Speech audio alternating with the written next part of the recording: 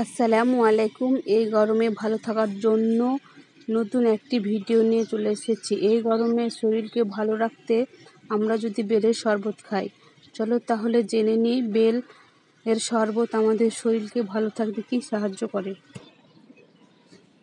আমরা জানি বেলে আছে অ্যান্টিঅক্সিডেন্ট, তাছাড়া আরও অন্যান্য পুষ্টিগুণ, যেমন 100 গ্রাম বেলে আপনি পাবেন 1.8 গ্রাম প্রোটিন আর 8 gram carbohydrate, 16.3 gram fat.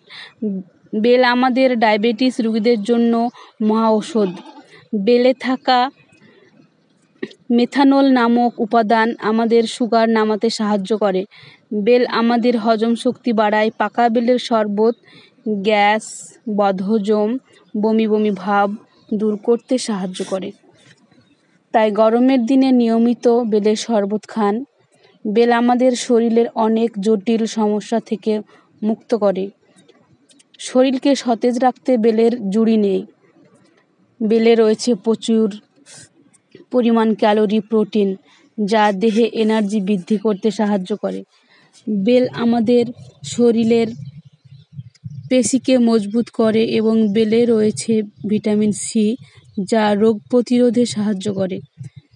Bell রক্ত পরিষ্কার করে, যার ফলে রক্ত সঞ্চালন স্বাভাবিক থাকে। বেল দেহে থেকে টক্সিন বের করে দেয়, যার ফলে শরীর ভেতর থেকে পরিষ্কার অ্যান্ড এনার্জি প্লাস থাকে।